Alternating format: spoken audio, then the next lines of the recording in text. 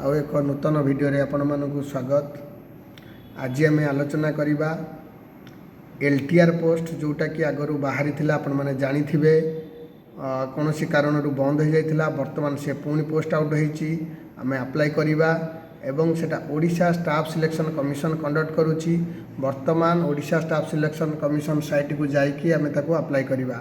वर्तमान देखिबा नोटिफिकेशन रे कौन आसीची क्वालिफिकेशन कौन अच्छी केबे अप्लाई हबो एग्जाम केमी देबो आम वर्तमान देखिया। वर्तमान आम जीवा नोटि देखंतु आउट हो सारी Odisha staff selection commission site रे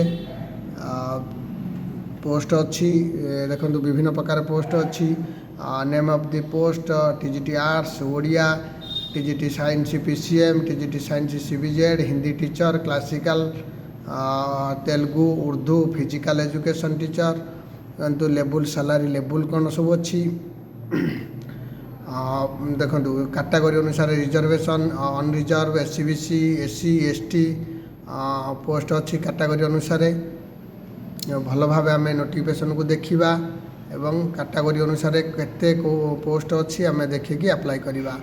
एठी देखंतु स्पेशल कैटेगरी पोस्ट मध्य रिजर्व अच्छी PWD ex serviceman sports person आम देखा ता भितर वोमेन मध्य रिजर्वेशन अच्छी। भल भाव आम जाई नोटिफिकेशन को भल भाव पढ़ा भल भाव देखा तापर जाई अप्लाई करवा।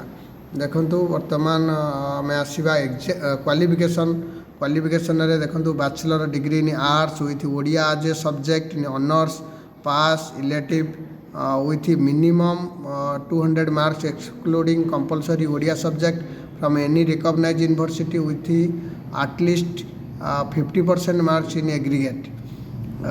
बर्तमान ये कहला कौन आम बैचलर डिग्री ओडिया आमर सब्जेक्ट थी ऑनर्स थाई पारे पास थाई पारे इलेक्टिव थाई पारे 200 मार्क आम 200 मार्क एग्जाम देथिबा कौन कंपलसरी सब्जेक्ट माने कौन excluding compulsory subject Odia subject from any recognise university रही एवं 45% कौ मानक SC ST PWD SCBC candidate मान bachelor and bachelor in education B Ed कर 3 years इंटीग्रेटेड बीएड कर बीएड कर चलो ना 3 year इंटीग्रेटेड बीएड करदे चलो नचेत आम जदि एमएड कर कौन रिकग्नाइज यूनिवर्सिटी सी अप्लाई कर और अच्छी 4 year इंटीग्रेटेड बीए बीडी करथिले आम अप्लाई करिपरिबा। इक्विवेलेंस बैचलर स्पेशल एजुकेशन आम यदि बीडी करथिबा हिंदी तेलुगु उर्दू संस्कृत से आम अप्लाई करिपरिबा। देखंतु परीक्षा कौन हम 150टा क्वेश्चन परीक्षा हम 150 मार्क ग्रेजुएशन लेवल क्वेश्चन आसो सब्जेक्ट कौन रोडिया पेडागोजी आउ इभालुएसन। देखंतु आमर सिलेबस देदेजी को विषय परीक्षा हम भल भाव आम नोटिफिकेशन देखा प्रिपेरेसन हवा।